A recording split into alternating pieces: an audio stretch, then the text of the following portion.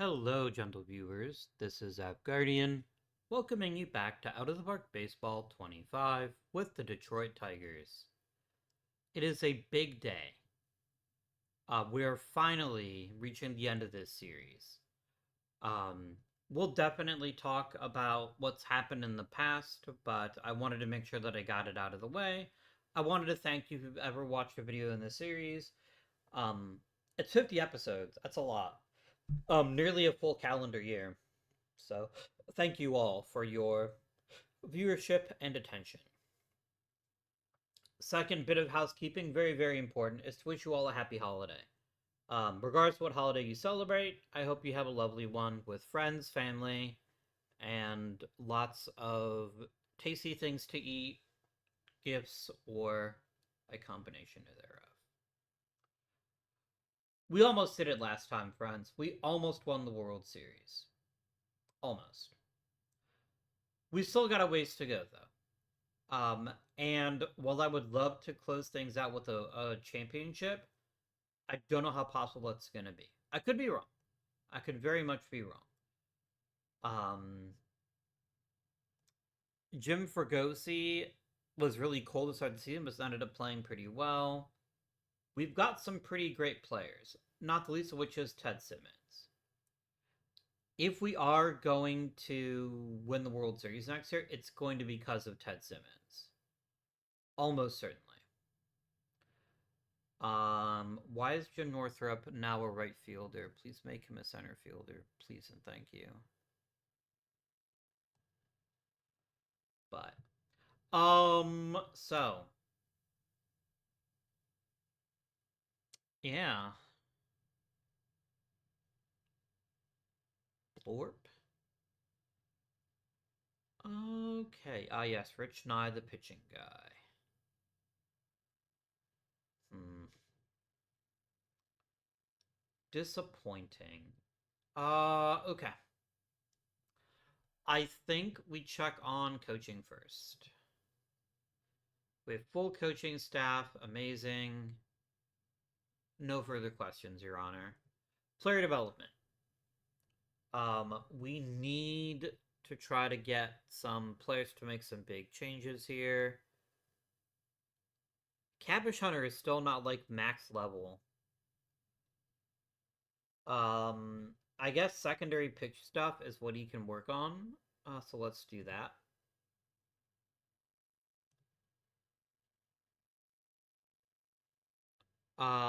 Wayne Garrett just needs an offensive skill that's well developed if he's going to stick. The other possibility is teaching Wayne. No, Wayne Garrett already knows all the positions. He just needs time and experience. There you go.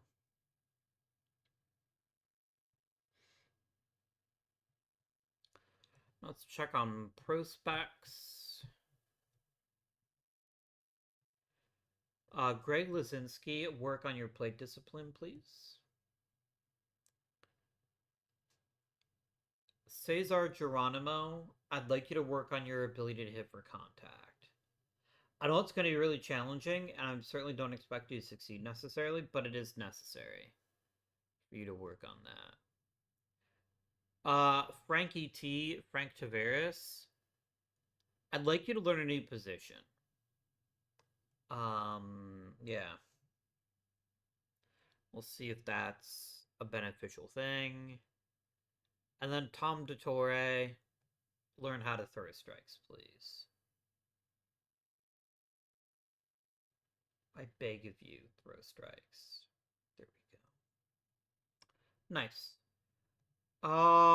We have very little money, so I'm not really going to be going out and signing any free agents unless they're very cheap.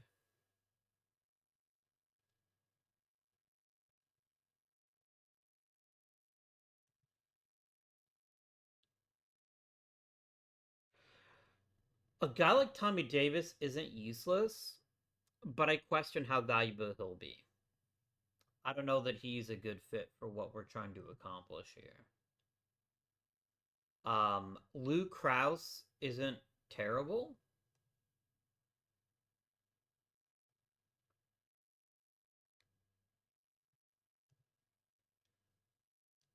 Let's try it. Let's see if he'll take a contract from us. Wow, Carl Taylor's actually been released. I mean, the fucker wants 220 grand when he's done literally nothing in the majors, so I think that's a bold decision.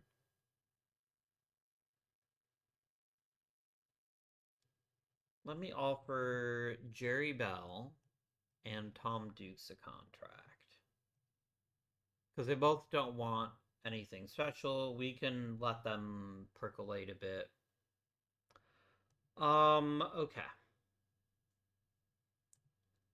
Okay. How much money are other teams charging right now? Like, if we look at the Yankees, $2.43. If I look at, say, the Cardinals, 256.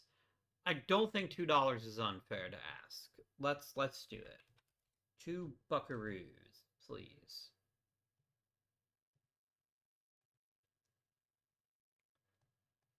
You're right.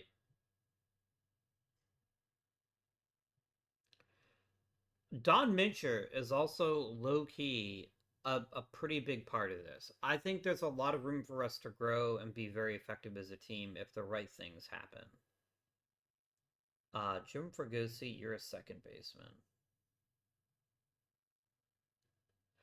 Short of Wayne Garrett playing out of his mind, I don't see a version of this where you play second base. And then Tom Trush plays third.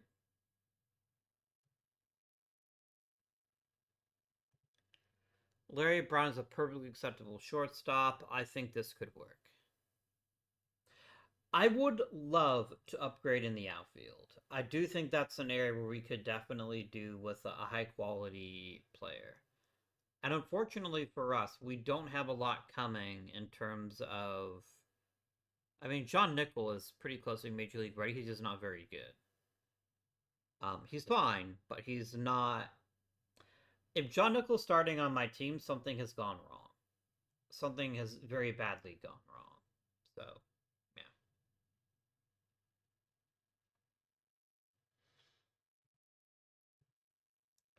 If Ted Simmons doesn't win Rookie of the Year, I will murder people. I won't actually murder people, but I'll think about it. Jim Fregosi wins his first ever Gold Glove. No, it's actually his third. I'm lying to you. Sorry.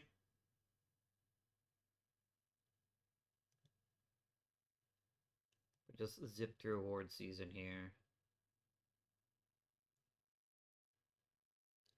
Okay, good. You've all dodged a bullet, possibly literally. That's fun. A Silver Slugger for Jim Northrup and Ted Simmons. Nice.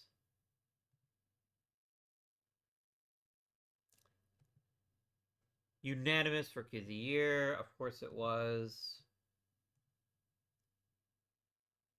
I won Manager of the Year. Nice. Ted Simmons finished third in the MVP voting. That's pretty impressive. That's pretty damn good. Um, for a rookie, yeah, that's really really awesome. I am here for it.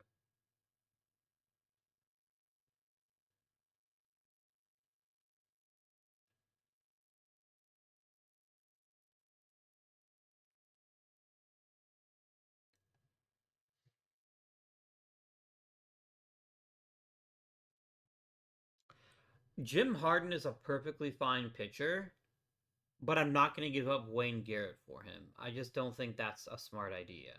Especially when I just got Lou Krause, who's almost as good, and cost me a fraction of the cost. Yeah, that's not going to happen. I wouldn't mind making this trade, but not for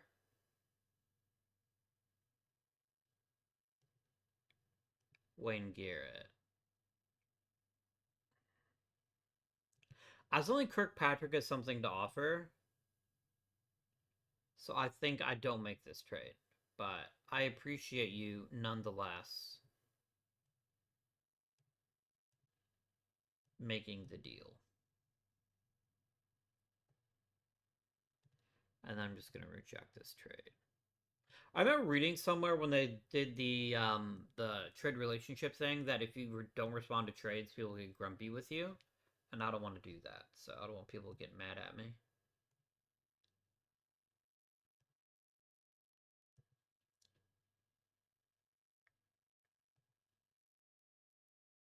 Frank Tavares did not learn a new position, which makes me sad, but that's all right.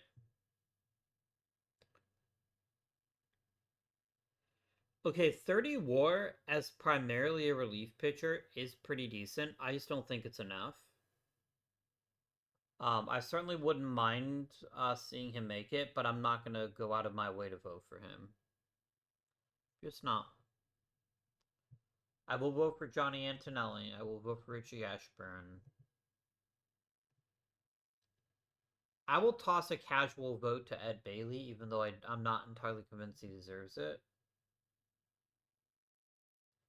Woody Ford should have made it last year, in my opinion. Bob Friend should make it easy. Harvey Haddix should make it. Man. I might come back to Woody Held. I want to make sure that I'm not leaving anybody really deserving off before I spend one of my precious votes on him.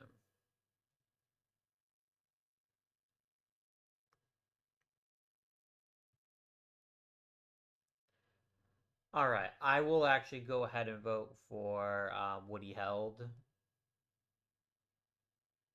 And you know what? I'll vote for George Kell too. Why not? Honestly, I could see there being 2 or 3 Hall of Famers, but I could also see there being 0. It's just really hard to make a strong argument for basically anybody here. I think several of them are highly capable and deserve it, but I don't think it's going to be enough. I think we could very easily pitch a shutout here. What I want in the draft, I want a quality player. And I don't really much care what position it is. Somebody who can help this season. Like the best I can do is somebody that's going to be really great in 3 seasons. I mean, I'm not going to play the save anymore, but you know. Oh, this is the expansion draft with the Mets. And the Colt 45s. That's fun. It's a bit of fun. Some damn fine players in this draft. Not as many Hall of Famers. Ken Griffey is borderline. Burt Blyleven should have sailed in. Dwight Evans is pretty damn good as well. Alright, let's check it out. I also have not submitted my protection draft.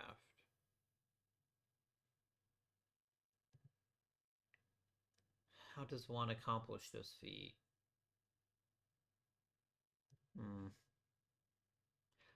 Do not give me OSA scouting. Give me my scouting. I want you to scout the ever-loving shit out of these baseball players.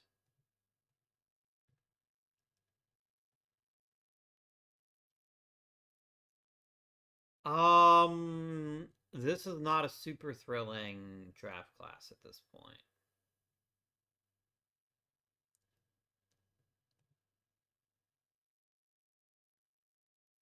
Wasn't Ross Grimsley primarily a reliever? Or am I thinking of somebody else? I think I'm thinking of Jason Grimsley. Who's also Jason Grimsley is also the one who tried to smuggle Albert Bell's bat, the corked one, away from the umpires and failed miserably.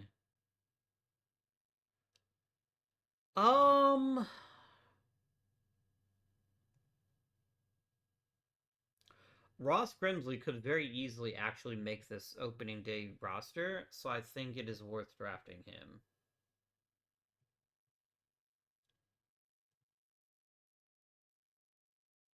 Let me go ahead and grab Rich Hand as well. And meet his demand. Meet the demand for Rich Hand. Runny Stinnett is okay. He's not somebody I get excited about, but he's not awful either. Oh, the Montreal Expos. Oh, is it the Expos in the Mets? It might be the Expos in the Mets. Hmm. Give me Jim Hughes, I guess. I'm just picking people literally at random at this point. Ramiro Nuno, sure. For $900 dues. I just auto complete the draft. Hmm.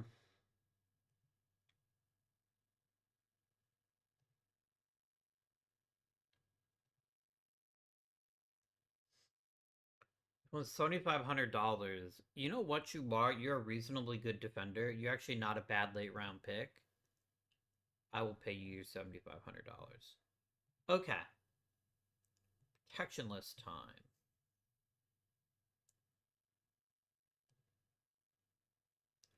All right. Fregosi, Minchner, Necro, Northrup,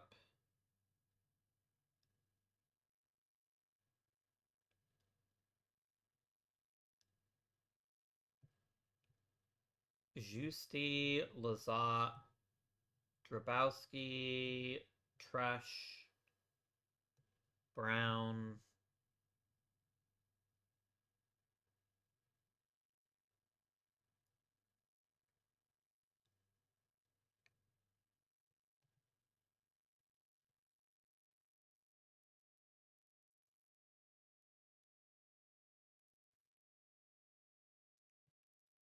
Harrelson. Here's the thing. I have no problem somebody would take Lou Brock from me, but I have nobody to replace him with. And so I think it would be very foolish of me. Manuel Medina can be protected. Hyatt can be protected. Kirkpatrick can be protected. And I guess Lou Brock and I guess Lou Krause can all be protected.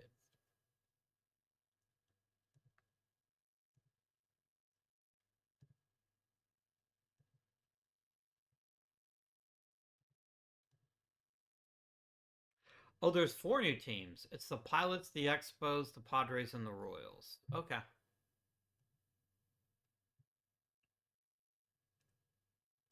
Do what you want, man. How the fuck was Louis Tion not on the damn list? I would have protected the absolute shit out of Tion if I had known that he was. Oh my god. That hurts. I'm not gonna do anything about it, but that makes me salty. Losing Louis Tion for nothing. That is no bueno. Well, Kraus and Dukes definitely get to make the 40-man now. I think it's also the first season that we're going to have the expanded playoffs too, where there's actual divisions now. Yeah. So the path for us to get to the World Series, at least making the postseason, is a little bit easier than it has been in the past. So certainly not a guarantee. Certainly not a guarantee. But I think Askew's Alley would be a fun name for a steak restaurant. I'm just gonna put it out there. I think it's a really good choice.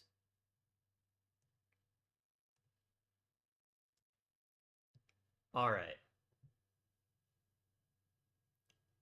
Charles Smith is a really good relief pitcher. I think he's highly worthy of a selection by us. And I lost Frederico. Who the fuck is Frederico? He is a terrible catcher. Okay. I mean, cool story, bro. Cool story. Ossie Blanco, honestly, isn't a terrible outfielder, and I think that makes him a useful piece. Yeah, I think he's the kind of guy that could make the team in the right circumstances.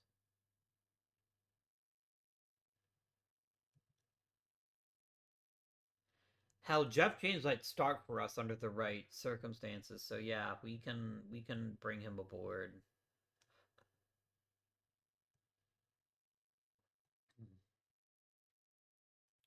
And now Raymond Kraft was selected. Raymond Kraft is nothing special.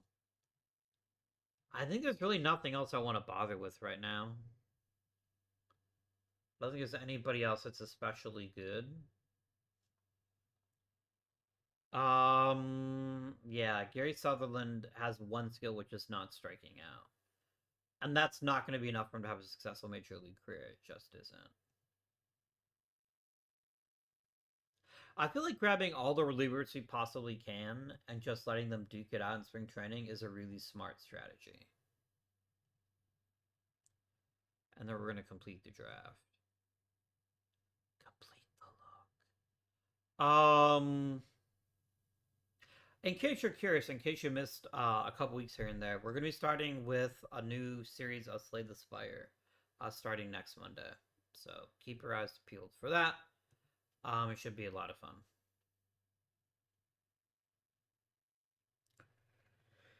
fun. Slay the Spire is very clearly in probably my top 10 games of all time.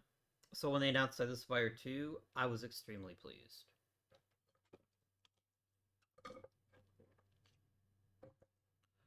Extremely pleased.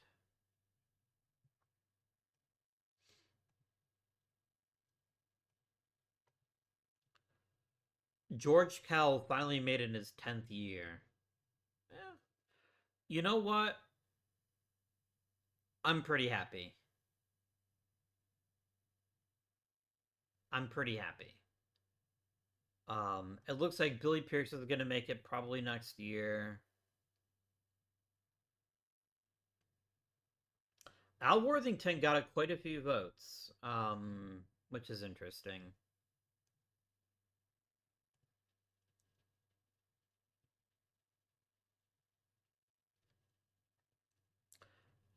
I am concerned about this team.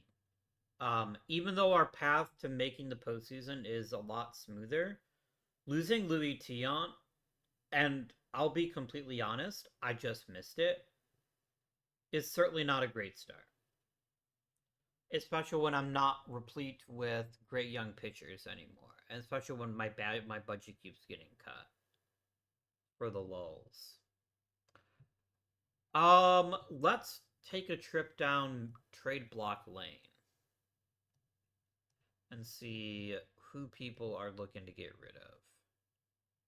I mean, Gaylord Perry would be an amazing acquisition, and I'm pretty sure it can't happen. Yeah, I'm not going to give a great pitcher up for a great pitcher. That's just stupid. If I offered Wayne Garrett, if I offered him up, or if I offered Greg Lazinski,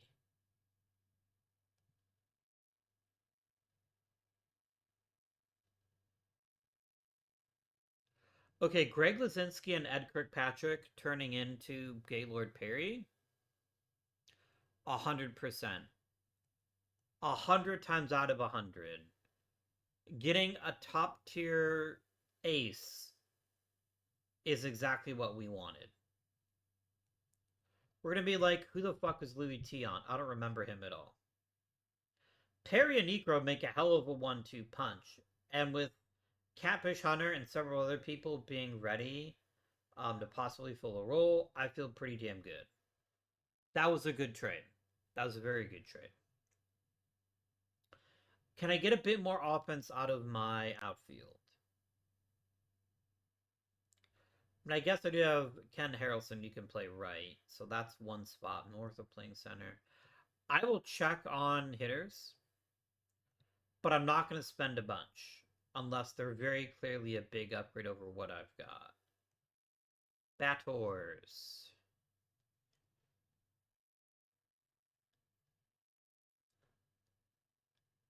Um,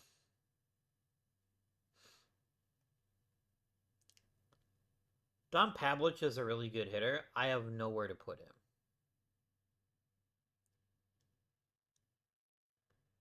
I could bring in an Ernie Banks. I just don't know what it is that he adds to the club. I feel like I'm okay. I feel like none of these guys particularly stand out to me. We could bring Ron Fairley back.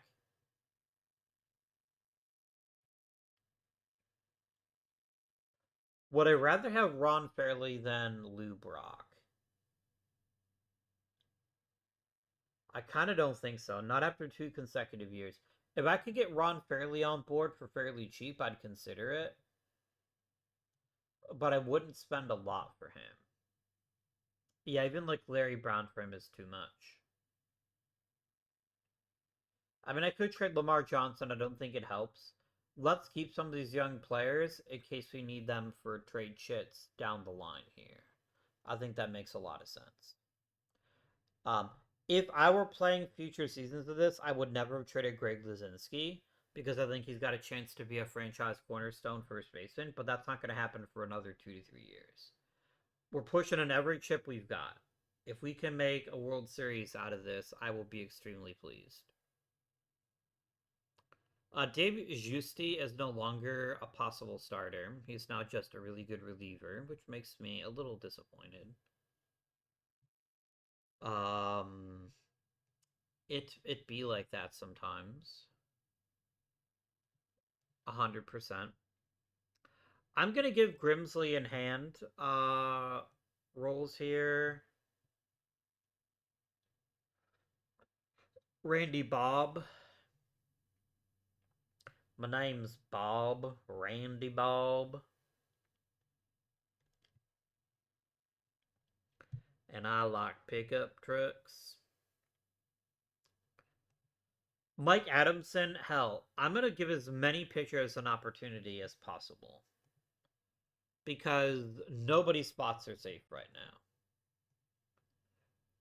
Other than Perry, Necro, and Hunter. I mean, let's go and just put Rich Nye on the IL. Because he's not pitching this season if he doesn't be toward the end here. Hey, giving Joe Moeller another shot is possible. And then go ahead and set up the lineup any way you like.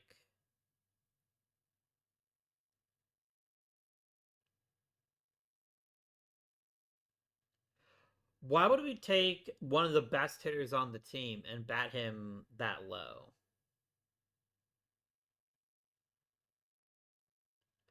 I'm not going to question it. It's just the postseason. It's just the preseason. I'm fine with whoever hits wherever they hit. But that is flummoxing me. I am flummoxed. Like, here's the thing, and I say this not to overestimate or anything. If we don't get a great season out of Ted Simmons, this team isn't good enough to make the postseason. Our margins are just so incredibly narrow. But wow. Okay. Go to the minors, nerd. Um our margins are just so razor thin. That if we don't get tremendous seasons out of our basically nobody can have a down year. And we need 1 to 2 players to have a surprising year in a good way. That's what we need to do in order to be even sniffing the postseason. Don Mintra is a big X factor. Huge, huge X factor. Under the right circumstances, he could be a pretty massive deal for us. Joe Mueller is earning velocity, which is good, I guess. Ted Simmons just got worse, which makes me sad.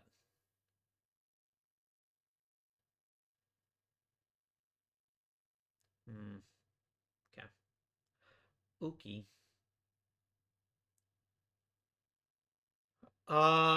Let's Twins want to make a deal with the White Sox. Well, if I knew who you were trading. Who's Al McBean? He is a relief pitcher? No. I refuse. 25 pitchers as an excessive number of pitchers. I think we can all agree on that. Adamson to the minors. Dukes to the minors. Jeff James to his home team. Jerry Johnson to his home team. Mechanic to the minors.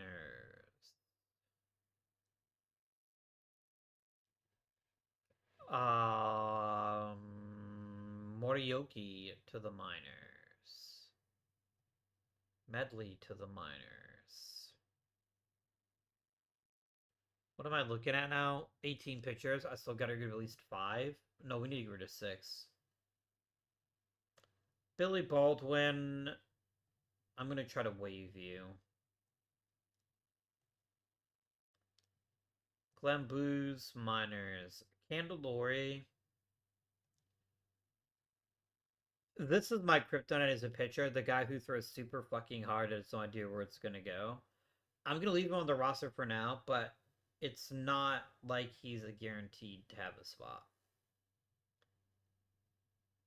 Charles Smith probably goes back to his home team. Yeah, unless I missed my guess, which I don't.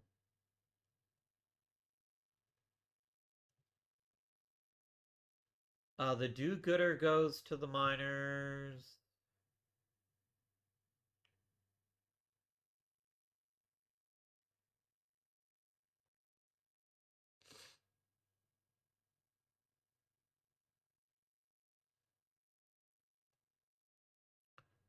I'm not going to carry 13 pitchers. I refuse.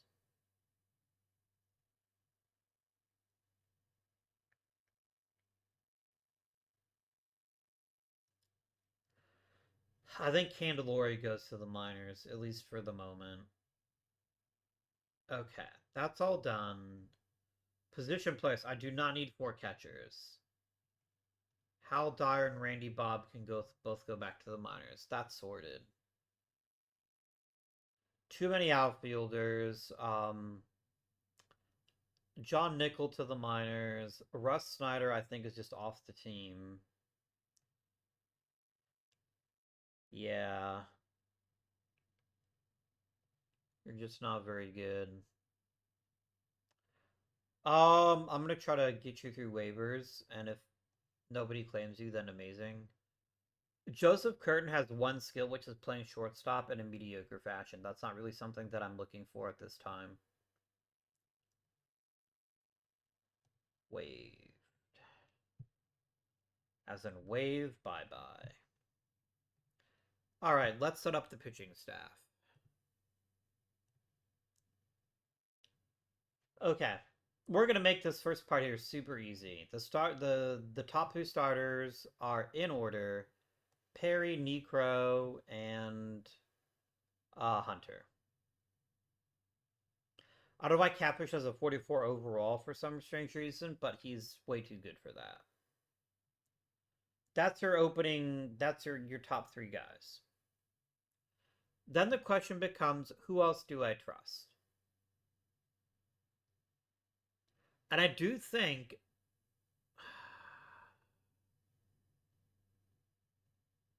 Mel Stottlemyre.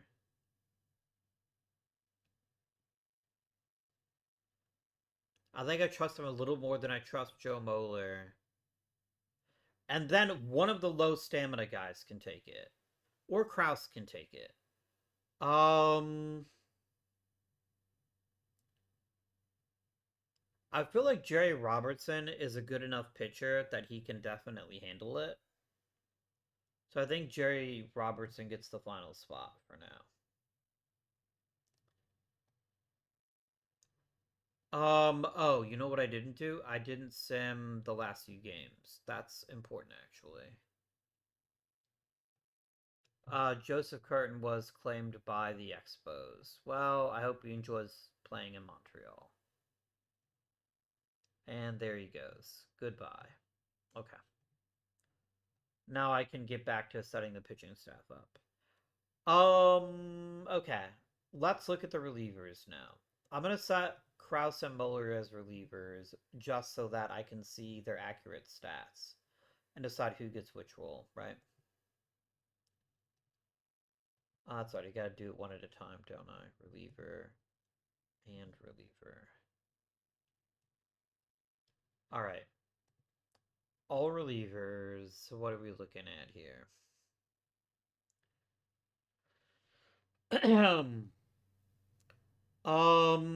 As far as having like a true closer, I don't have a ton of great choices here. Dave Giusti is by far the best pitcher in my bullpen. I think he's going to be our closer.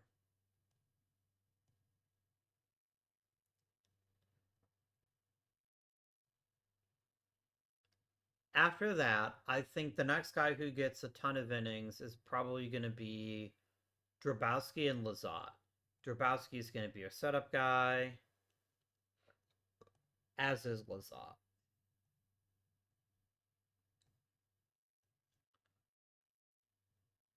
I want Roger Laprise to be used a lot.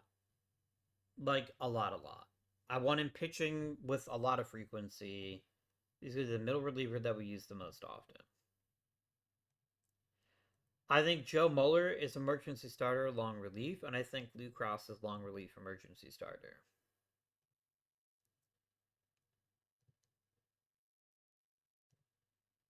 And then Manuel Medina is a middle reliever.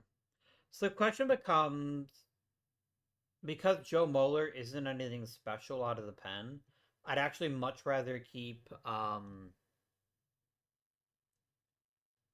where do you go? Candelori, because he's left-handed and I don't have a lefty killer right now. Will Mueller take a demotion? He will not. Will Cross take a demotion? He will. Okay. I will demote Cross for Candelori. So I have a top tier lefty killer that can also fill in as a middle reliever. That's your pen. That's your rotation. That's what we're looking at here. Let's blow this shit up. Let's blow it all up.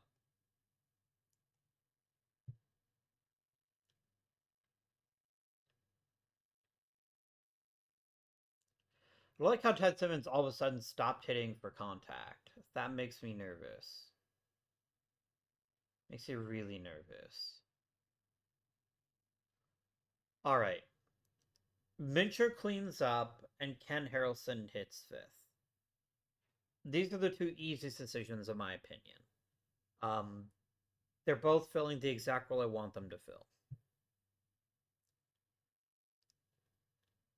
Jim Northrup is our best all-around hitter at the moment. He gets on base, he hits for power, he does all the things. Northrup can hit third for now. So Ted Simmons either hits second or he hits sixth. Because, and as much as this causes me physical agony, Lou Brock is a terrible leadoff hitter. But I don't have a better choice right now. I don't have a genuine on base machine that doesn't have other skills too. Jack Hyatt, maybe. Or Tom Tresh, I guess, could be a leadoff guy. Actually, could Tom Tresh be a leadoff guy? Not based on last season. Last season was pretty rough for him. If I sort by eye, Jim Fregosi could be the leadoff guy, I guess. I could have Fregosi lead off and Ted Simmons hit second. I'm going to try that. I know Jim Fregosi had one of his worst offensive years as a professional. I still think this is a better choice than letting Lou Brock lead off. Because until last season, every year he'd been one of the best on base guys in the league. I just think this makes sense. I just think it's the right decision. This then opens things up for us as somebody else hitting second, namely Ted Simmons. I'm going to put my faith in his statistical performance from last season over what the AI thinks he might do this year. That's how I'm feeling right now. Then hitting sixth, now we have an interesting decision on our hands. Is there a world where Ossie Blanco is more valuable to us playing left field than Lou Brock? Ossie Blanco is a pretty solid all-around outfielder. He's pretty solid. I think Lou Brock is better to have in the lineup just because of his speed.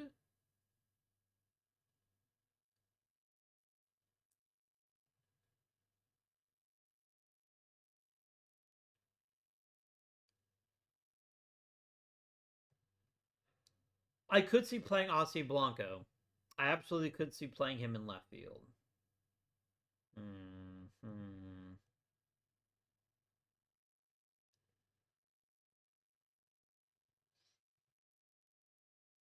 Hmm.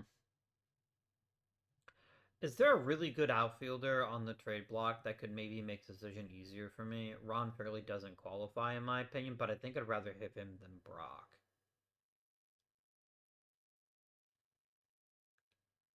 Yeah, I just don't believe in Lou Brock in the slightest. I don't.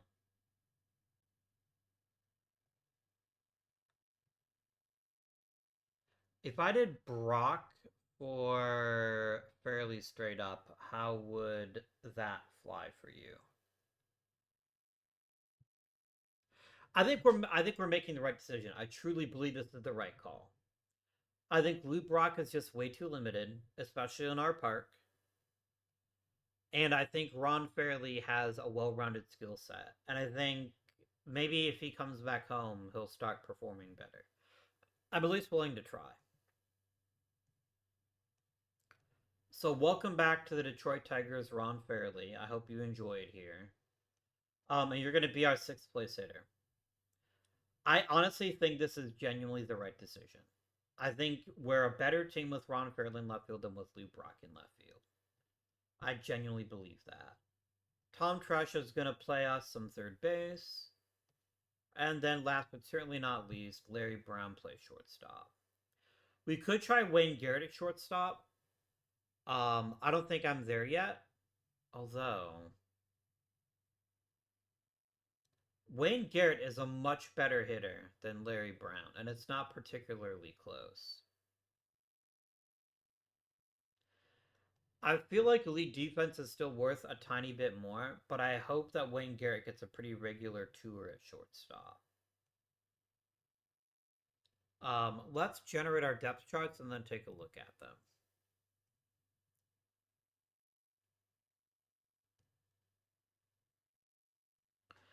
I don't know why we're not even giving Garrett a chance to play regularly, but I'm not completely opposed to it either. I could just move Jim Fregosi to shortstop and then play Wayne Garrett at second. Um,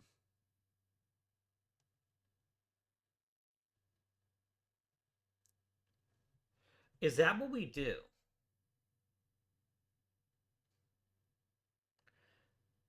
Because yes, Jim Fregosi will be a slightly worse shortstop, ever so slightly than Larry Brown. But I think Wayne Garrett's being that much better of a bat than Larry Brown. No, Brown is better right now. I'm at least willing to give him a shot. But if he stumbles, I'll tell you what's going to happen. And what's going to happen is that Wayne Garrett's going to take over at second base. Fregosi shifts over to shortstop, and then we see what happens here. Um, this is going to be a fascinating season. Um, we're on such a nice edge here that I do think the postseason is within our grasp, but it's definitely not a guarantee. And we're like right there. I know you can't see my hand, but if you could, I'm like making a chopping motion on my desk, like right there. Um, this could easily be a top five lineup, but it almost exclusively depends on Ted Simmons, and that's what I find terrifying. Because other than Ron Fairley coming back, this is last year's lineup. It's jumbled around a bit, but this is last year's lineup. Now we do have Gaylord Perry in the rotation. Um, and we have Dave Giusti closing. And I think those two things combined might actually be a pretty nice advantage. We're going to see what happens. This could either go very, very right or very badly, and I'm not quite sure which. Both of you shitheads can go to the minors. Russ Snyder will not take a demotion because he's a little bitch. Understood. You have any interesting players that people might want? No. Russ Snyder just wants to leave, then he can leave. You have absolutely no fucking leverage here, my guy. I tried to resurrect your career. You were shit. We move on. We move the fuck on.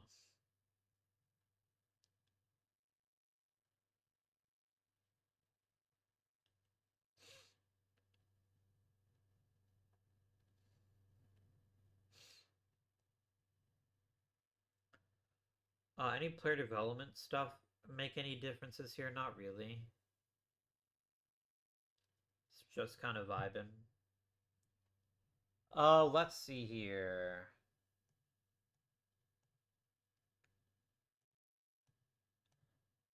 Mel Stottlemyre got her first shutout of the season. That's pretty exciting.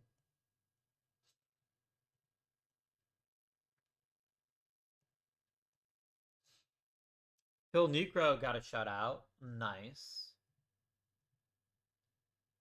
Catfish Hunter got a shutout. That's 3 of my 5 starters all having gotten a shutout in the first month of the season. Ironically, Perry's the one who hasn't gotten one yet. I mean, I don't expect Jerry Robertson to get one, but Joe Niekro got a shutout. Nice.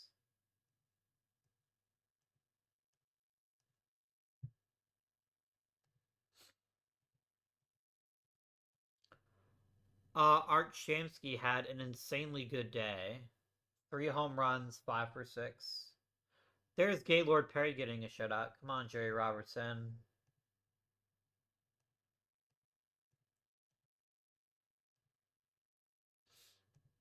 That's pretty wild, actually.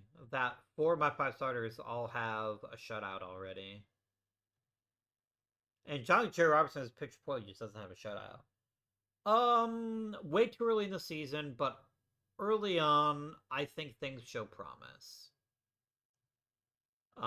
Certainly enough promise that I can leave things alone for the month of May and then reevaluate.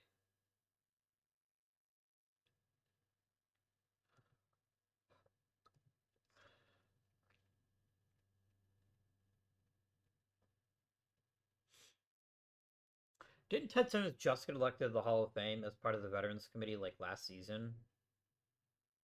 Maybe. I feel like that's happened quite recently though, and I know the baseball writers didn't elect him in.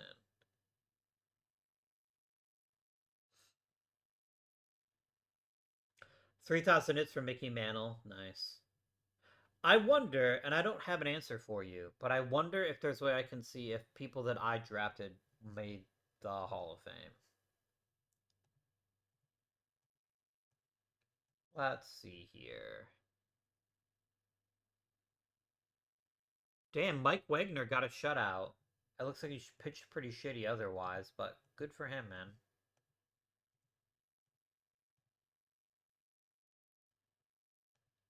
Oh, both Perrys got a shutout on the same day. I don't think that ever happened in real life. That's pretty cool.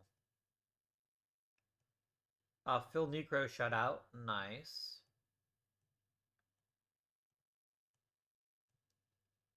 I mean, if you want to get rid of Eddie Matthews, I don't really need Eddie Matthews now that I think about it.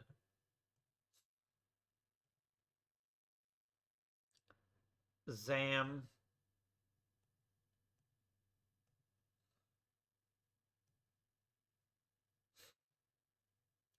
Pete Rose got 5 hits.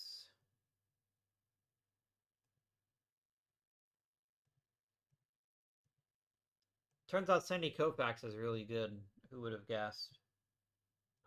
These are mostly big names. But then there's also some smaller names like Roy Culp. Or Ray Culp, sorry. Nolan Ryan pitching for the Angels. That feels pretty good. That feels appropriate. I'm so annoyed that I gave up on Mike Cuellar. Um, Makes it feel pretty fucking stupid, man.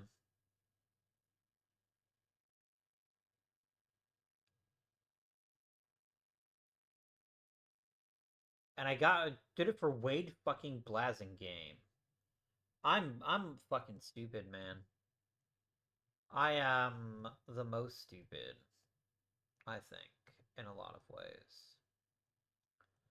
3006 for Mickey Man. Let's gawp at his numbers for a second here. They've got to be ridiculous. Almost 150 wins above replacement. 662 home runs, 3,000 hits, 260 stolen bases, 307 batting average, a 1,000 career on base percentage. He is a Rookie of the Year, 5-time MVP, 2-time Gold Glove winner, 12-time Silver Slugger, 12-time All Star.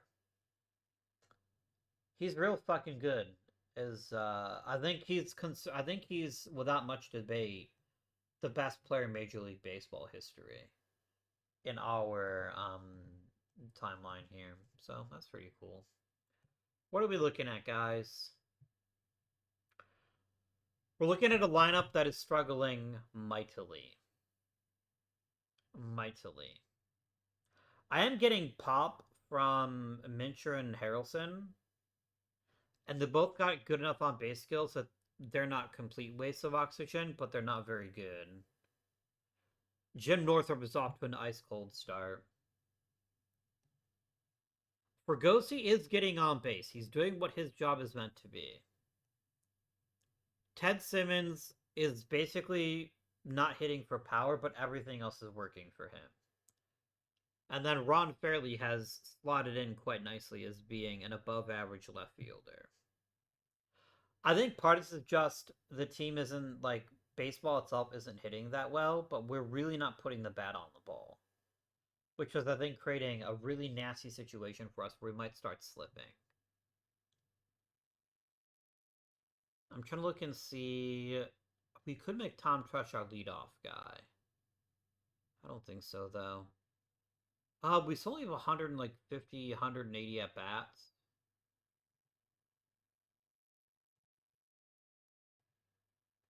Okay. New plan. I did say I would do this. Jim Fregosi, take over at shortstop. Wayne Garrett, get your ass in the lineup.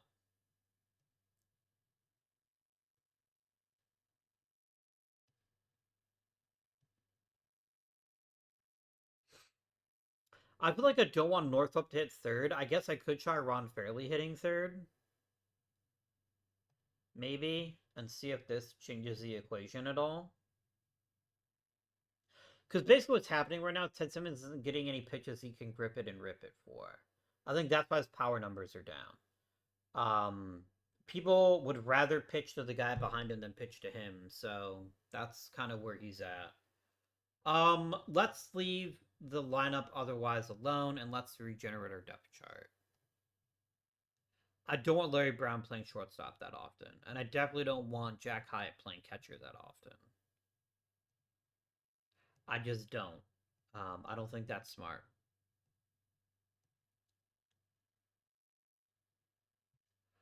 All right.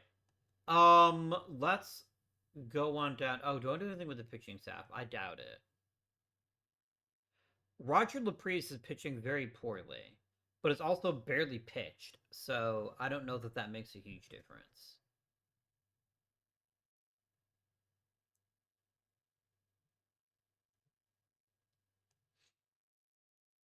Hmm. Jerry Robertson is not the best, but he's not the worst either. Like a fifth starter is such a luxury when we need so much more that I just don't think it's worth investing heavily in one. I just don't think it makes sense to me. Oh, it's his hitting numbers are up here. I see. I see. Yeah, the homers are a problem. He's also stopped striking people out. So he's got some work to do, but okay. Let's give this lineup a try for a bit. Change the lineup a little bit and then see where we get.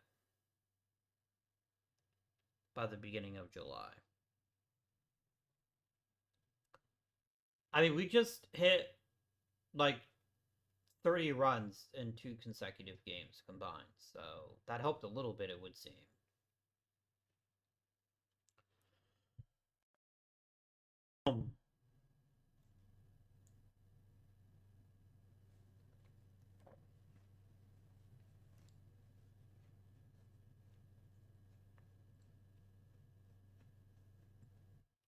Six home run string for Don Mincher. Very nice. Very nice indeed. Nothing crazy happening, but good stuff is happening. Ed the Good Son, Rusty Torres, and Bob Molinaro. Nice. Any crazy shit here? It's mostly a bunch of the people you'd expect. Bob Bruce is retiring. I have no idea who that is. I've never heard of this name before in my life. Oh, looks like he had a fairly short major league career. A good one, like at his best, he was really damn good, but a short one. Ted Simmons got Player of the Week. Nice. 200 wins for Bob Gibson.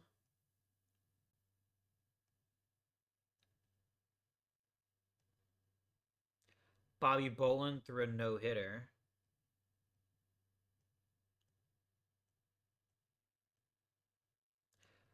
A 9-0, a shutout with Phil Niekro, and we also scored 9 runs. Very exciting. Jim Perry got a. Honestly, the two Perrys might very well be the best pitchers in their respective leagues, which is kind of cool to see. Word to the Rick Wise. Oh yeah, we just beat the shit out of him in this game. 14-0.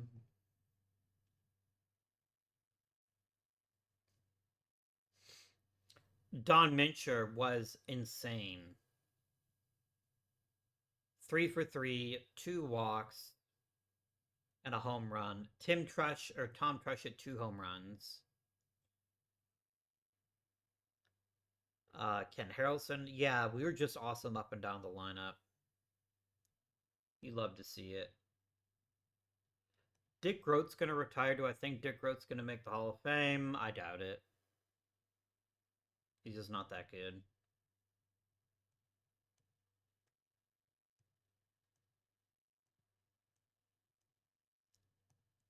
Don Mincher was the best hitter in the entire American League. I feel pretty good about that. Gaylord Perry was the best pitcher. Nice. I have a 20-game hit streak right now for Don Mincher, which is pretty cool. Yeah, the lineup is starting to be about where I thought it would be at the top of its game. Jim Northrup is really disappointing. It doesn't take much for him to be one of the best players in the league, but this season is he just doesn't have it. I could swap him and Trash, and I think I will. I think I will. I think Tom Trash is somebody I want facing an important situation a bit more. Wayne Garrett isn't amazing, but I definitely want him to play. I definitely want to see if he can improve a little bit and show that he belongs in the major leagues. He doesn't have the best range, but he doesn't make many mistakes. So yeah, I'll kind of take that for right now. Yeah. Bullpen looks solid. Roger Laprise, again, he barely pitches, so it's hard to get too excited about him. Okay. Cool. I like this new version of Jim Fregosi. I do like great hitting Jim Fregosi returning as a nice way to make this a catalyst. Look how much better Ted Simmons is performing since we moved up Ron Fairly. And Ron Fairly is playing very well. This is the lineup It's not quite firing on all cylinders. I still think there's a handful of weakness. There's a little bit of weakness here, but I think Don Mincher is having a fantastic season. And I think that's really helping us perform as we are right now. I'd love for us to string together some wins. I'd feel really good if we could get like a 5 or 6 game lead in the AL East about this time as we roll into aw as you roll into the All Star break. I would really like for us to try to build up a nice little lead here if we can manage that.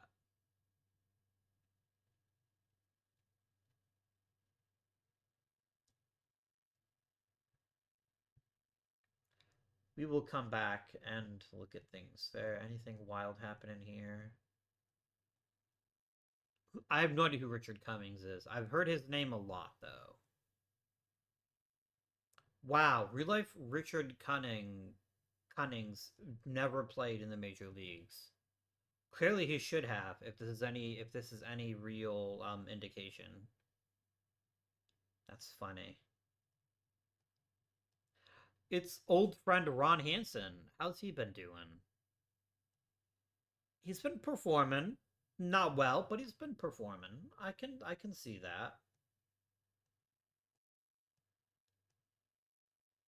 I said Putin shuts out Royals for a minute there. I was like, damn, son. A little bit of casual time travel, I guess. 2,500 hits for Roberto Clemente.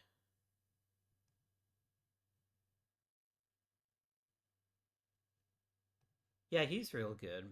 I think he's got a fairly assured place in the Hall of Fame.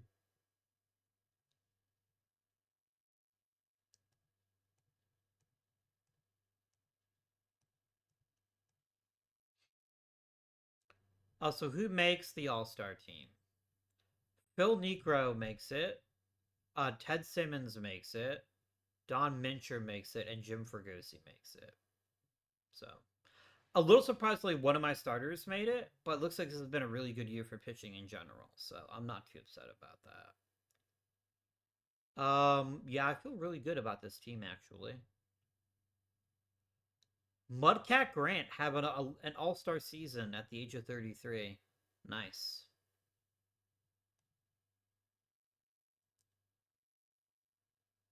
nice. Who's the fattest guy? It's Frank Howard. He's a chunky boy. But again, 250 today is like a normal power hitter. There's just better nutrition, a lot more weight training. I don't really care about trades that almost happened. Jim Bouton went over to Houston. No, St. Louis. My apologies. Nothing too crazy happening here. I know I've already talked about it, but in case you never read it, Ball 4 is mandatory. It's such a tremendous book. It's about Jim Bouton trying to revitalize his career, and it cuts absolutely no corners. It is a detailed look at how the majors actually were, and it's really, really good. Burt Blyleven is having a rookie campaign, which is pretty nice. Bob Moose. No one bombs like Gaston. That's as much as you're getting. I'm sorry. Please don't sue me, Mr. Mouse. I beg you. Pete Ward, our old friend, Pete Ward.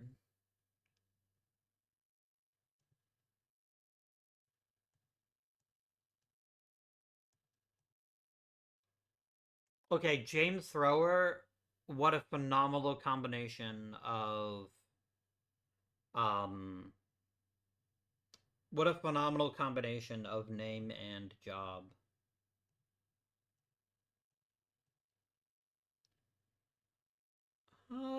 Would I want Dick Allen? I mean, for the right bargain, I think Dick Allen would be a tremendous upgrade to this lineup. However, I don't know who I would trade for him. I would trade Hawk Harrelson, actually. I would trade Ken Harrelson if I could get Dick Allen. It's all going to depend on how much it would cost me.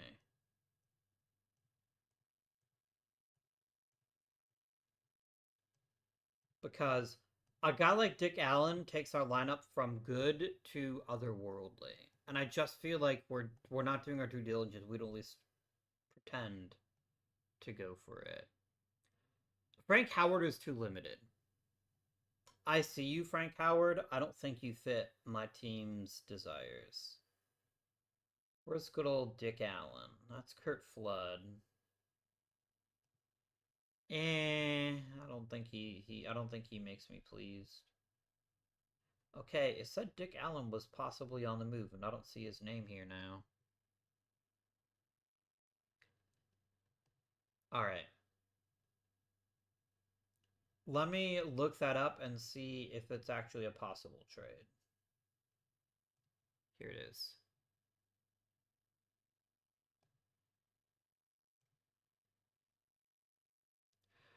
I mean, what did I just get through telling you? I said I would happily trade Ken Harrelson for Dick Allen. And Dick Allen is a far better player. Yeah, fuck you. Done. Absolute legendary acquisition. Like, the only thing that's going to have to change, Ron Rivera is going to have to play right field, which is fine. He's a perfectly fine right fielder. Like, this takes a great lineup and makes it terrifying. Yeah, I'm super chuffed about this potential, about this bargain here. It makes me happy. A trade proposal. George Thomas. No, I can't give up Mel Stottlemyre this year. Sorry. I cannot.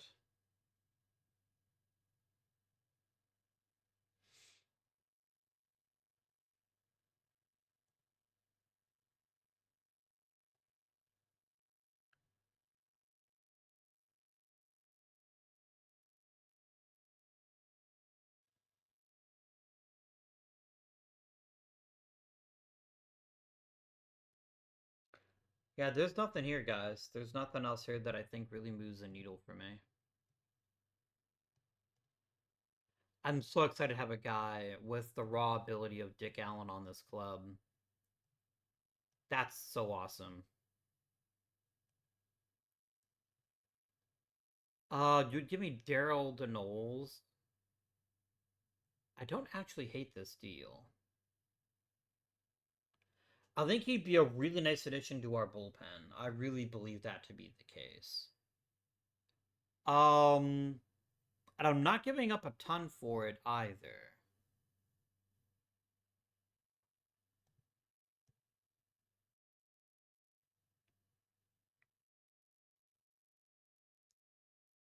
Can I keep Geronimo?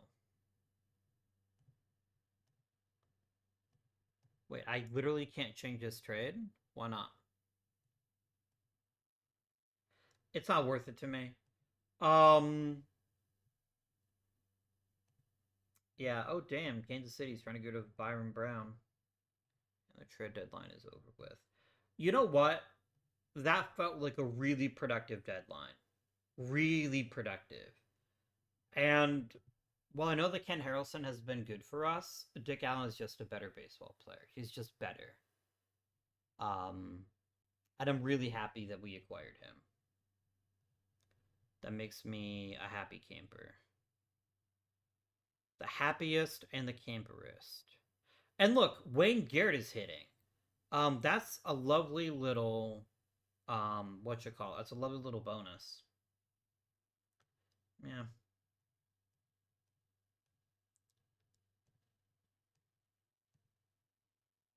I could make Dick Allen the closer. Or not the closer, the cleanup guy. Is that what I want? No, Dom Mintra's hitting too damn well this season. This is not the season to be bumping him down. I could have Mincher hit third, and then maybe let Allen hit fourth, but I think we just let the lineup do its thing for the moment, and see where it gets us.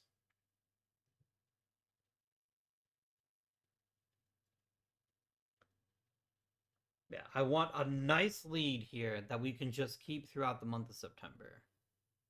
That'll make me feel really good about our chances to make the postseason here.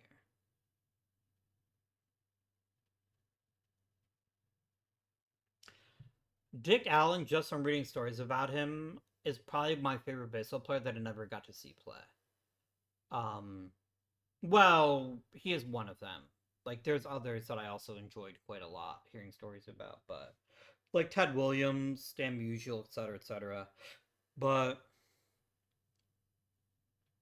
I like guys that aren't afraid to tell people to go fuck themselves, and I think that that is a thing that he is ready to do. Jim Fregosi was the best hitter in the major leagues this season, or this month rather. I'm not gonna get every email this time. I don't want this to last forever, but 500 homers for Hank Aaron, nice. Yeah, neat. How are things going for our new acquisition? Not amazing, but not poorly either. I think he needs to get acclimated a little bit more to the team, but I still think he is a pretty good addition. When I sat there and told you Ted Simmons had to be amazing for this to be a great season, he is having an amazing season. But it's really Don Mincher turning into like one of the best hitters in the major leagues that I didn't anticipate. And I'm here for it, man. I am 1,000% here for it.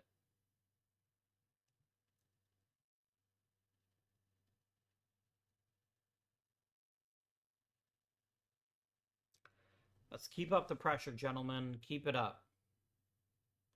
I'm staring down that game's back like a fucking laser. How long is Ron Fairley hurt? He's out for 2 weeks. That doesn't make me happy. I feel like Ron Fairley's actually kind of important to us now.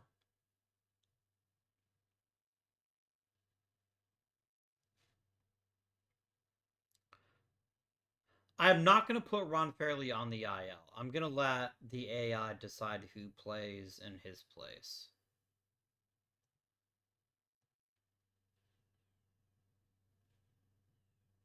As long as we keep up the performances, as long as we're able to keep putting up big time offensive numbers and just keep after it, I think we've got a good chance to make some noise here.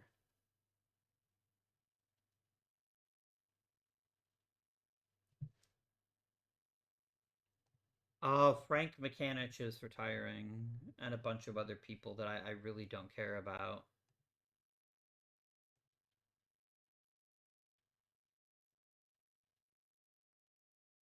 Okay, can you stop?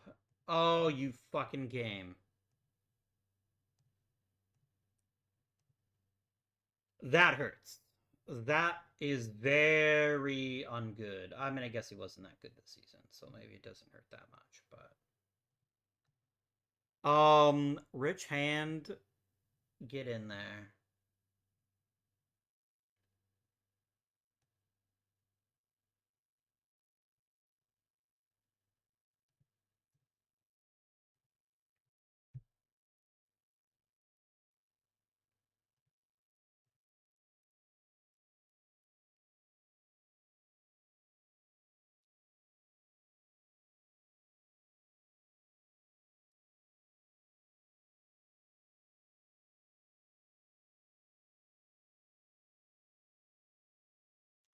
Dominic is leading the league in home runs and ribbies. His lead and his lead in both categories is pretty much not assailable at this point. And we clinch a division. Nice. I'd just like to point out I would just like this on the record. We would have also won the pennant had we only had one round of playoffs. So, just throwing it out there. We would have still won either way. All right, playoffs begin.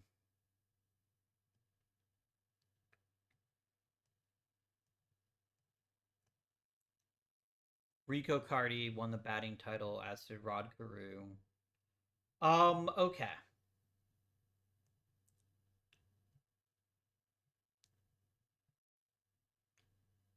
I can add a player to the postseason roster. Can I add Rich Hand? I just don't want to get caught with my pants down. We will go to a 4-man rotation for the postseason though. And then you can do middle relief whenever you're needed. Oh, you should be like this. There you go. All right. I'm nervous about our pitching staff. Well, I think my top two are as good as anybody's. I am concerned about more than that. But we'll see. Yeah, that's not great. That's even less good. Getting bullied by the White Sox lineup is not what we needed to see right now.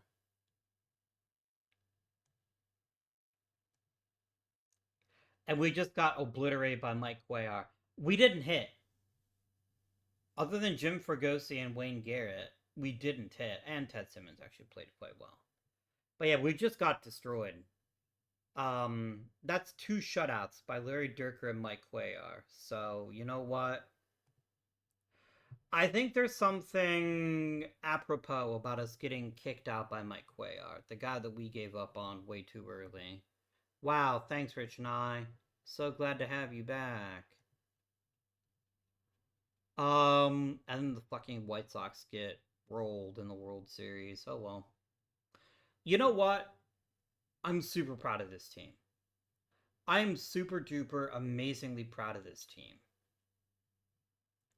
What we're gonna do now is we're gonna simulate through the award season and the last Hall of Fame, and then we're gonna talk about all of it, every last word, all of it, about what happened in 50 seasons to the extent that I can. So bear with me. Strap yourselves in, friends. This is gonna be a long episode, quite possibly.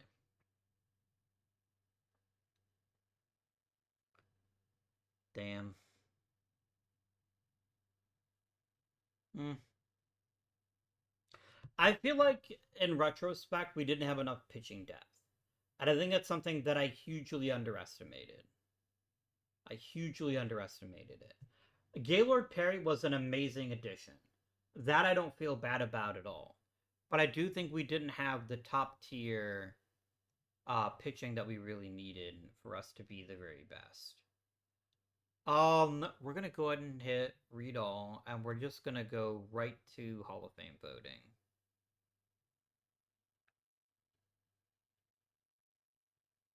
No, let's talk about the team first. I think that's appropriate.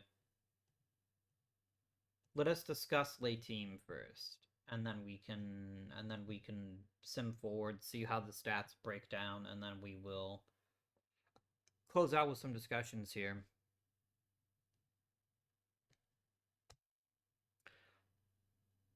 Don Mincher was incredible. This season always exists as a possibility when you get these guys that have great power and great batting eye. There's always a possibility that there's the one season they actually figure out how to hit for contact, and then they just become one of the best players in the league. He was amazing this year. Career highs at every conceivable way. A fantastic season, and one I never saw coming. Jim Fregosi, this is what we expect of him. Back to his old ways. Great power, great on base, great defense. Not a great shortstop. Maybe defense actually was a bigger problem than I was willing to consider. But amazing player nonetheless. Great year. Ted Simmons, man. Compared to his rookie season, I guess he's slightly cooler, but he also added speed this year. He was incredible, and I'm really glad that we had him. Ron Fairley, what a successful return to the Detroit Tigers. What a successful deal. Tom Trush, good season. Good season by Wayne Garrett, who really showed that he can hit quite well. And some good stuff off the bench. Some also not so good stuff. Dick Allen was a complete non-factor, which is disappointing, but not as disappointing as Jim Northrup. To go from being 6 wins above replacement to below replacement level really sucks. And yeah, yeah. I think he's losing his defense too. Oh god, he was terrible in center field. Defensively, we had some really bad players this year, and I wonder how much that would have cost us. I wonder if that was a big issue for this team. Pitching stats, of course.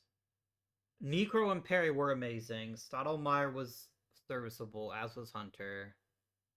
And then Mo Drabowski sucked.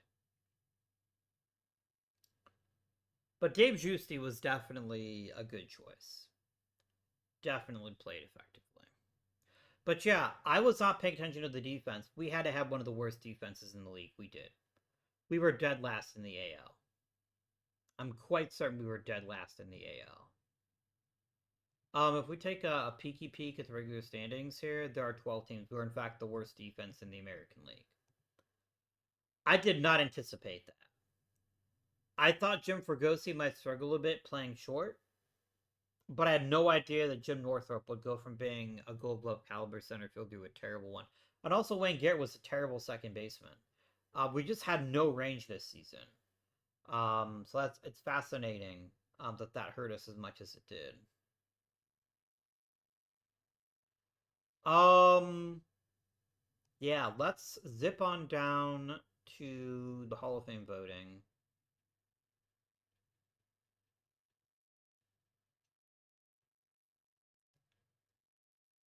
I don't care.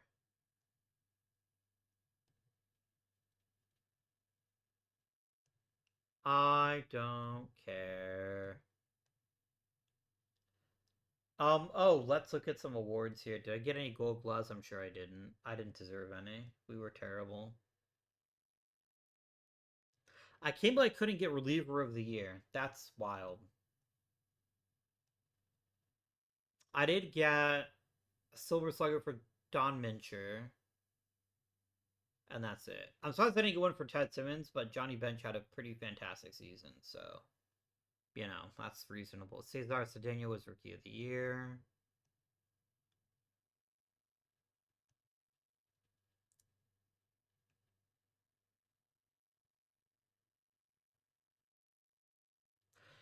This is not a sustainable team.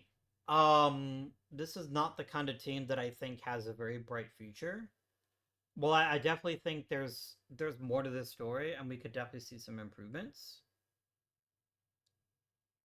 I just don't see it being.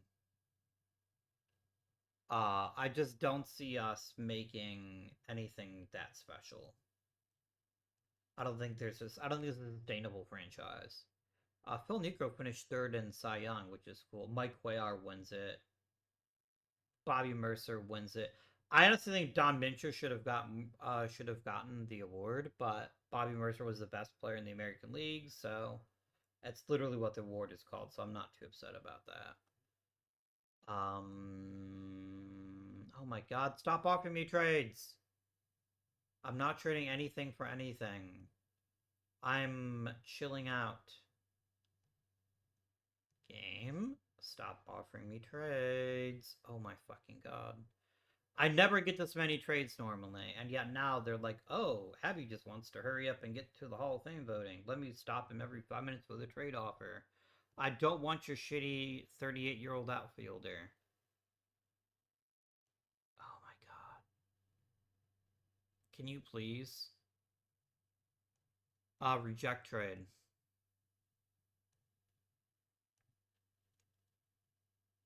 Just the thing is, I don't want to do not disturb. I mean, I guess I don't care if I do not disturb, right? I just want to see who else makes the Hall of Fame. I probably would vote for Whitey for it, but let me quickly. There's anybody super special that made it that is worthy of my consideration? Not really. Yeah, let's add in. Oh, I guess I already have Whitey Ford on there. I don't really feel like anybody else here is that special. I don't really feel like anybody else here moves the needle for me. I guess I could vote for Billy O'Dell. I don't have a problem with that.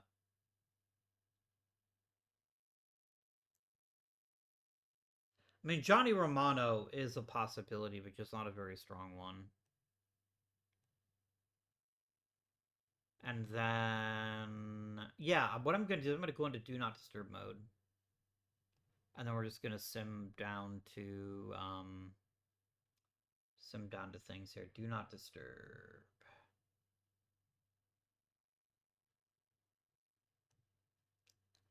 And then we're going to zip on down to the voting results. And then we're gonna do a retrospective. We're just gonna look at how we've done as a general manager. I feel pretty confident that we're one of the best managers in the history of Major League Baseball. For longevity, if for nothing else. 50 years is a long time to be a manager, especially a good one. We're multi-time world champions. We've been to several more World Series. Like, I think we can be pretty damn proud of what we've accomplished as a manager. I just want to look at how many of the best players in Major League history actually got their career start by me. I have a feeling it's a pretty high percentage. Not counting ones that obviously played before 1920. Um, who made the Hall? Probably nobody. Yeah, nobody made it. Hmm. Okay. Oh, who did we draft? Who is our first overall draft pick? Mike Ivy. Yes, a catcher. No, I guess he's a really good first baseman. I guess that's fair. There's a bunch of guys I never heard of before. Okay. Let's first start by looking at my history as a manager. We went to the postseason 22 times and won 10 World Series. That feels pretty good. On the all time manager leaderboards, I feel we rank quite highly. Where's the manager leaderboards? Oh, it's under managers, dipshit. I knew that. I mean, we have a really high winning percentage given how long we've been a manager. John McGraw doesn't count because he mostly happened before I did. Uh, 10 World Series championships is pretty amazing. Most wins in Major League history. Fifth highest winning percentage. Most losses in Major League history. Fair. Most wins above 500. Um, I won more championships than any three other managers in Major League history. Two of whom managed mostly before our run here. So tip of the cap to myself for being an amazing manager.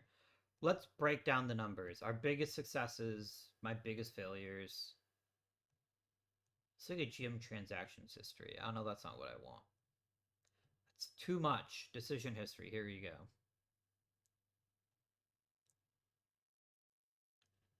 All right. The best trade I ever made was Josh Gibson for Wally Burger. The worst trade I ever made is this the Cecil Travis trade? Yeah, it's a Cecil Travis trade. Yike. Yikes, yikes, yikes.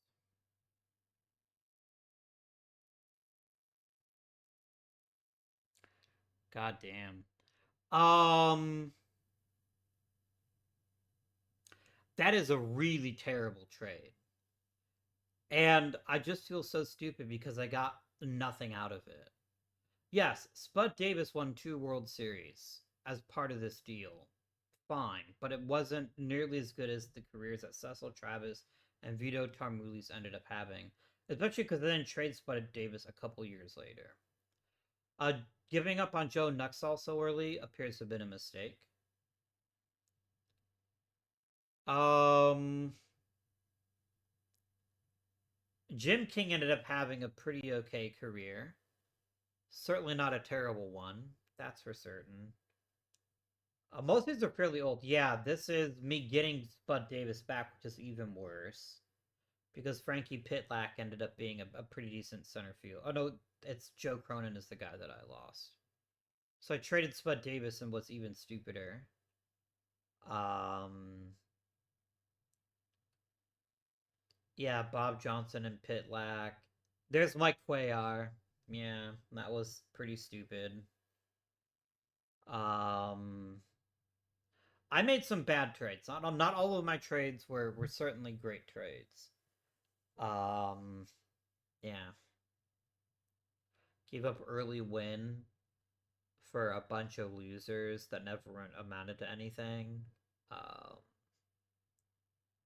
yeah, it wasn't great. It wasn't great. Pardon me. My best ever trade was for Wally Berger, and I think it's mostly because Josh Gibson just never had a good career. Um, Frank DeMari into Bob Johnson undid one of my previous deals. A bunch of people for Don Mincher. This I just made this trade 2 seasons ago, and it was very clearly an excellent trade. Um, Getting Tom Tresh was pretty smart. Getting Phil Neuker was pretty smart. Um, Acquiring Hoyt Wilhelm ended up being a really great move for us. Albie Pearson was good for a couple years. Cleveland Clark was pretty solid. Dick Color was decent. Yeah. Trades were not my strong suit in this particular franchise. Although I don't know why Carl Hubble doesn't count here, because he definitely should. But yeah, some of the best players in Major League history passed through my team.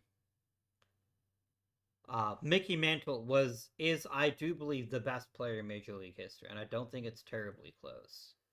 Look at leaderboards here.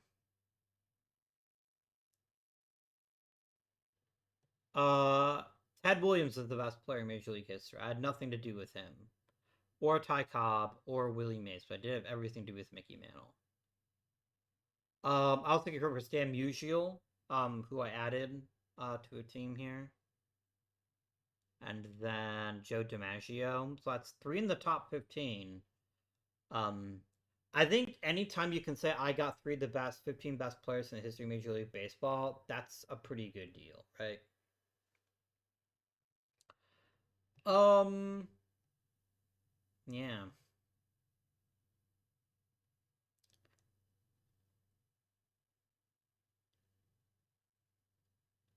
Whoa. What a record. I wish I could filter this in a bit more detail, but how many times did I win Manager of the Year? 1, 2, 3, 4, 5, 6, 7, 8, 9, 10, 11, 12, 13, 14, 15, 16. 16 including 1, 2, 3, 4, 5, 6, 7, 8 in a row. I mean, look at this fucking run with the then Boston Braves. That was something special. Also, I'd love for this to be clickable, and I could actually see the team. Um, yeah.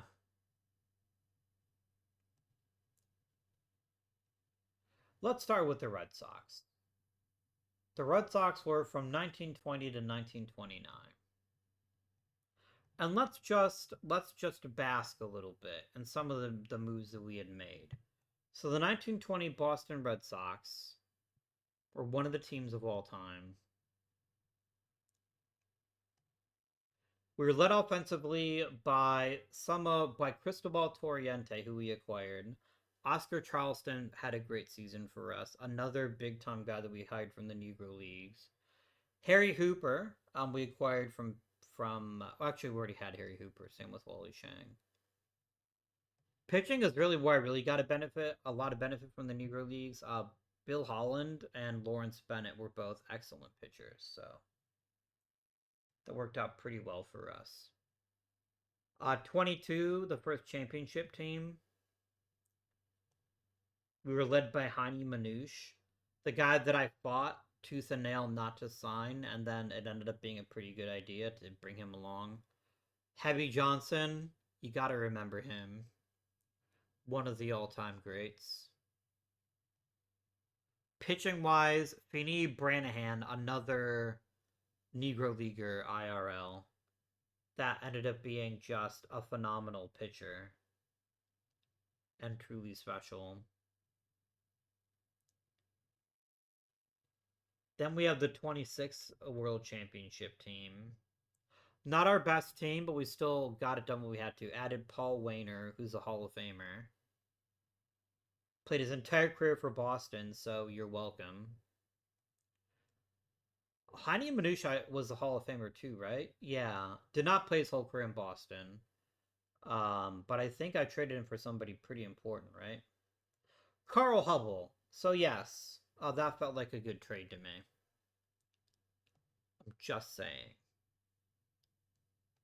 A pretty great team. And then 29. We also won a third World Series with Paul Wainer, Ernie Lombardi, another guy that I acquired, whole entire career with Boston, the Red Sox. Did Tony Lazzeri? Yeah, Tony Lazzeri went to the Hall of Fame, also for the Boston Red Sox. Another Hall of Famer that came out of my genius. Oh, they were both purchases. That's the thing with all these guys, including Wainers, that they were purchased from the Indies. But hey, however you get talent, however you get talent. And there's Carl Hubble, the Hall of Famer. Not for Boston though. Oh no, he did go with a Red Sox cap. So there you go. Another Hall of Famer that was my dude. He's my boy.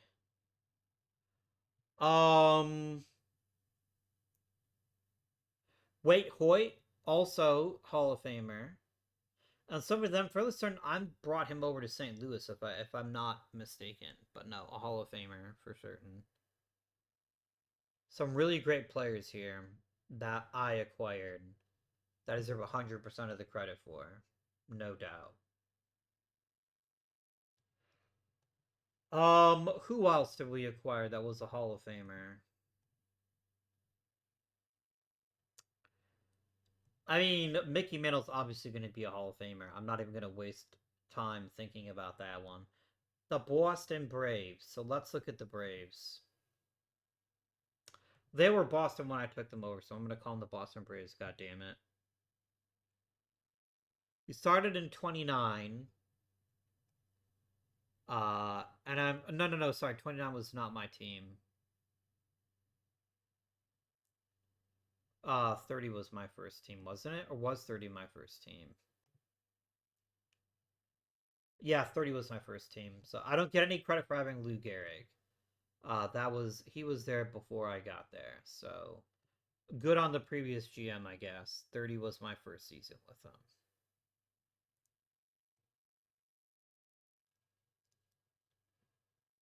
Ben Chapman. I mean, granted, Ben Chapman wasn't my draft pick.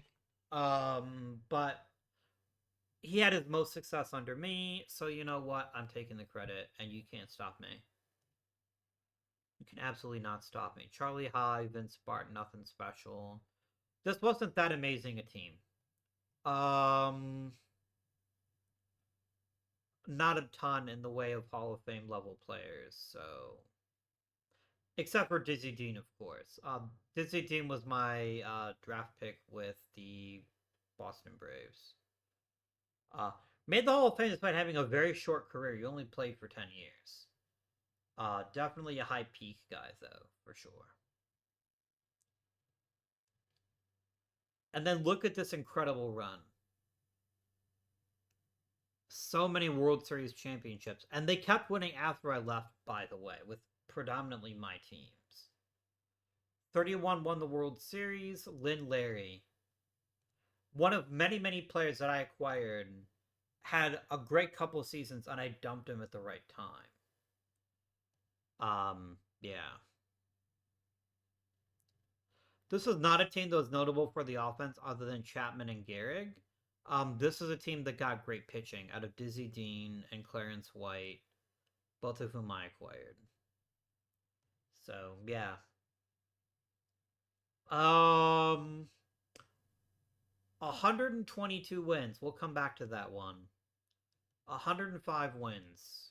Who are the big guys here? Gehrig, Braves legend Stan Hack, who just never stopped producing. He was maybe never the very best, but he was just consistently excellent. We just kept getting great season out of him. A top tier draft pick and a true Boston Brave.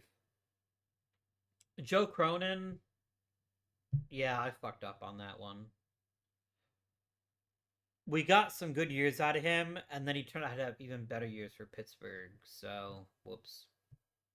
I'm pretty sure he's actually in the Hall of Fame with a Pirates cap, if I'm not mistaken. Frankie Crosetti was pretty decent. Wally Berger was useful. Hal Trotsky, I think, is one of my big misses. Um, I don't think he had a bad career by any stretch of the imagination, but he just never got it done. He was never the star he should have been, and for that I apologize. To any Hal Trotsky fans in the chats. There's also the first year of this obscure player named Joe DiMaggio. You probably never heard of him before. This is the Frank DeMario experience where he just kept not giving him regular playing time no matter how well he did in short playing time. And yeah. Pitching wise, this is one of Page's only truly great years. Lefty Gomez is pretty amazing. Slim Jones. Yeah. This is just a really good offensive team. They then took it to a ridiculous level in 36. Um, two 9-WAR players. Two 9-WAR players. And then Ben Chapman, and then Sanhack, and then the one great season Hal Trotsky had.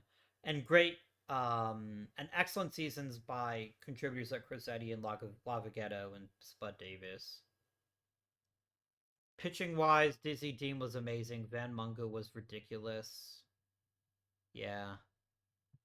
That was honestly probably the best season I ever had. Although some of those Cardinal seasons were definitely close. And yeah, we just kept winning because of Joe DiMaggio. 39. Joe DiMaggio, fucking insane. Plus Gehrig having the downside of his career. Bobby Doerr was a nice pick, but never got to the level we hoped he would. Same with Eno Slaughter. Or Roy Campanella. There's definitely a bunch of players that I acquired that should have had outstanding careers that just never put it together for whatever reason. Johnny Vandermeer made the Hall of Fame, though. As a Boston Bee. Bzzz. What a beautiful pitcher he was.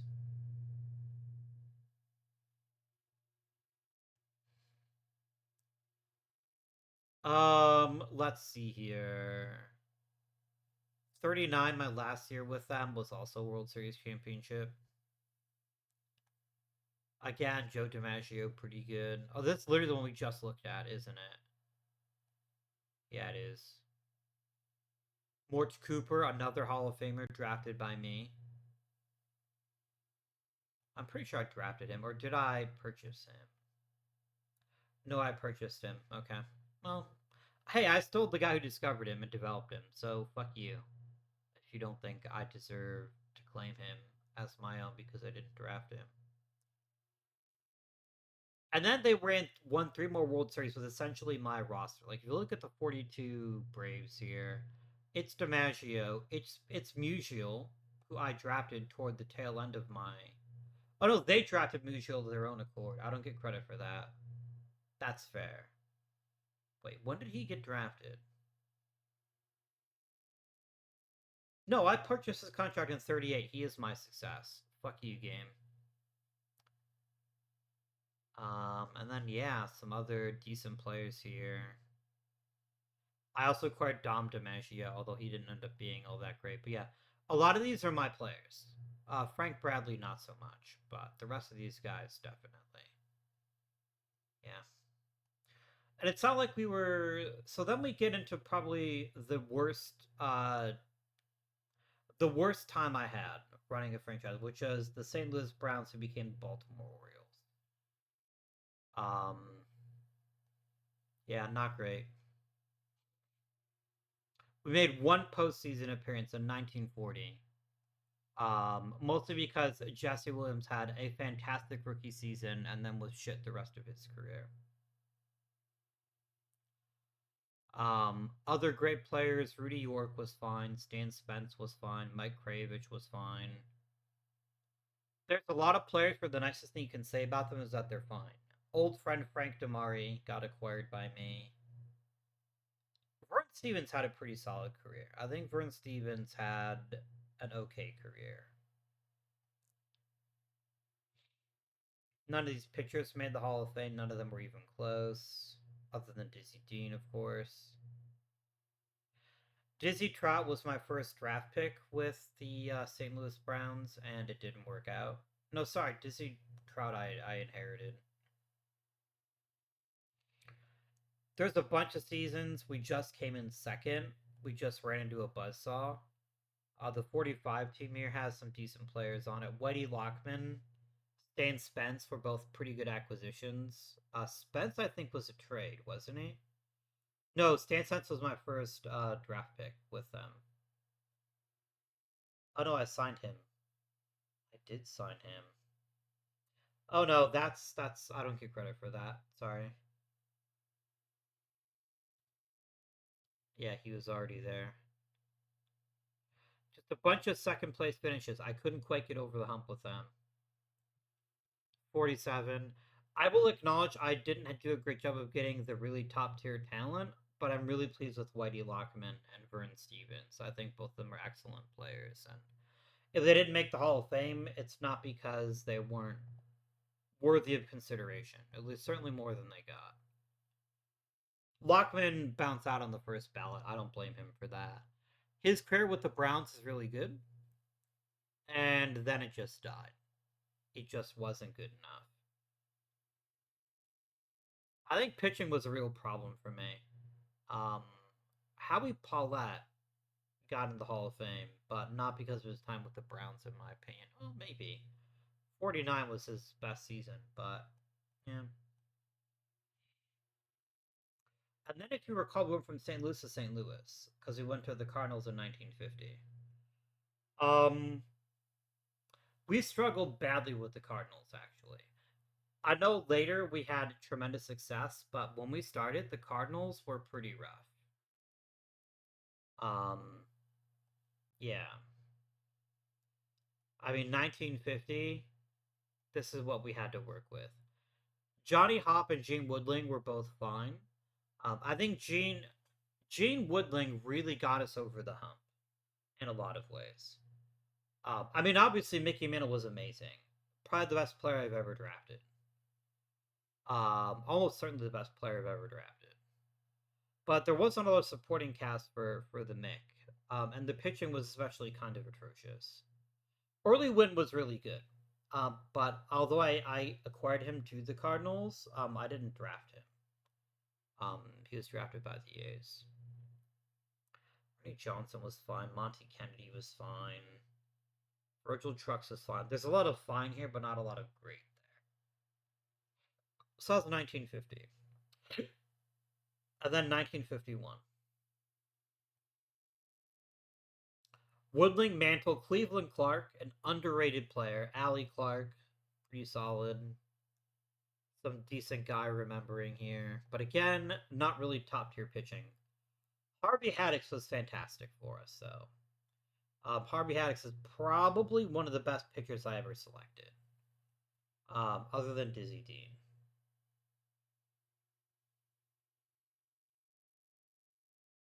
How did he get acquired?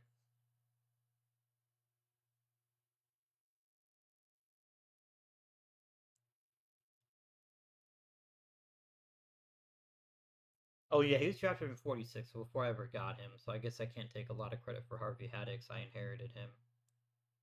Tom Morgan had a couple of decent years. This fucker's still trying to pitch.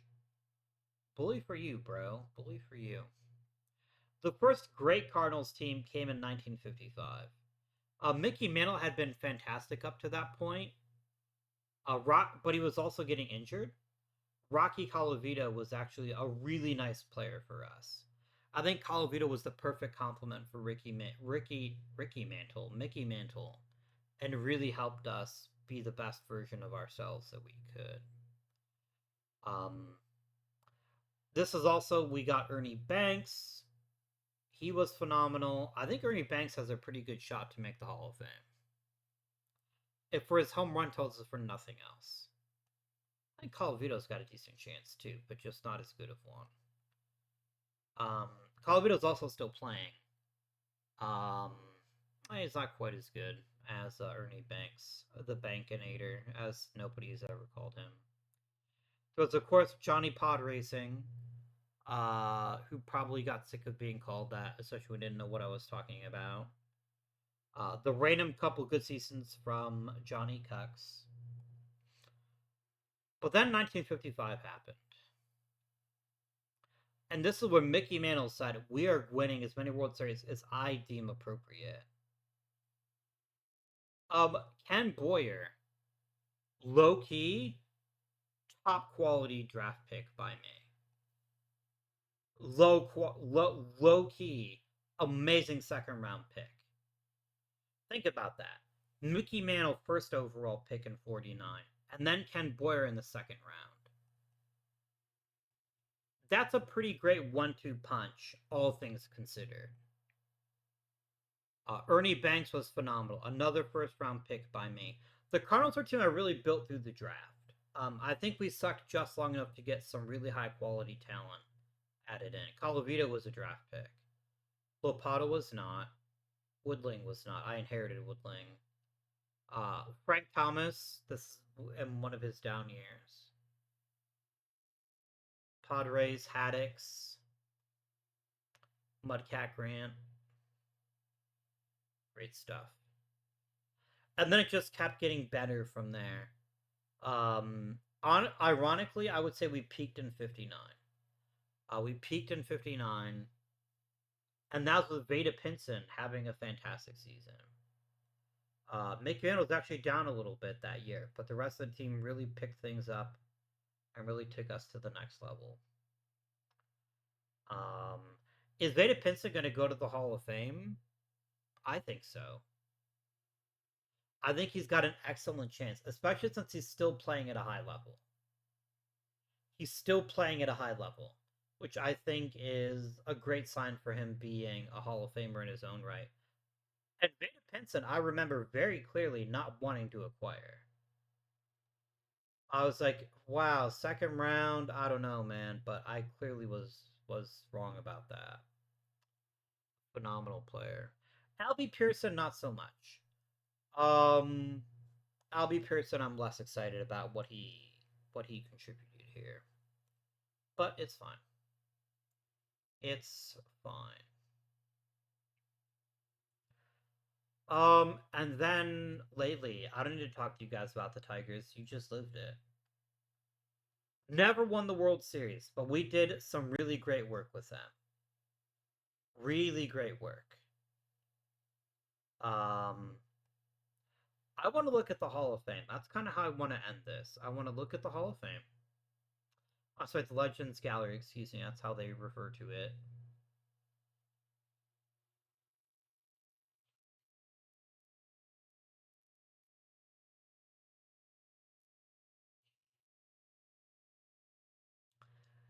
And we're going to do some filtering.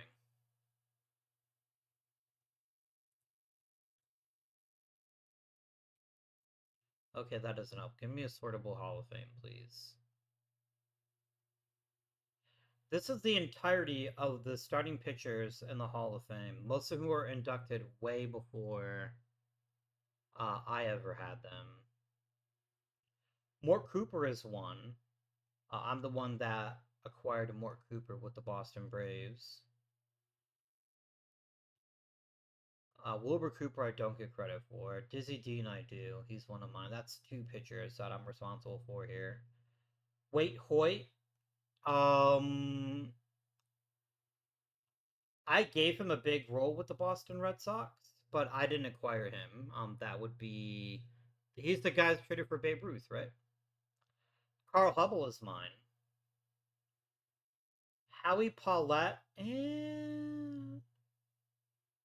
mean, I'm the one who traded for him, but he wasn't. He did most of his best years or before he got to, so I can't take credit for Howie Paulette. Dizzy Dean is mine. And Johnny Vandermeer is mine. Yeah. Amazing. If we look at all hitters, though, although I definitely get credit for a lot of these, I don't get credit for all of them. What happened here? Game. Don't do that.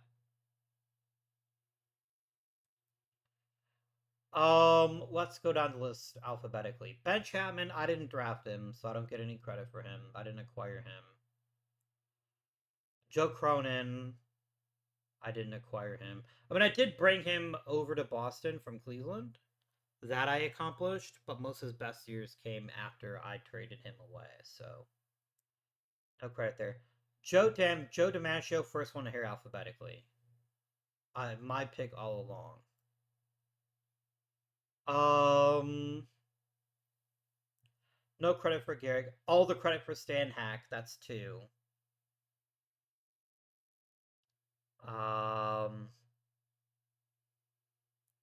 Did I? No, I didn't bring Monty Irvin in. That's not me. Tony Lazzeri, I brought him into the league. I drafted him. Or I acquired him, rather. I signed him. Minuccia's mine. Lombardi is mine. I don't get credit for Mignosa. Mignosa had a very long career before I ever touched him.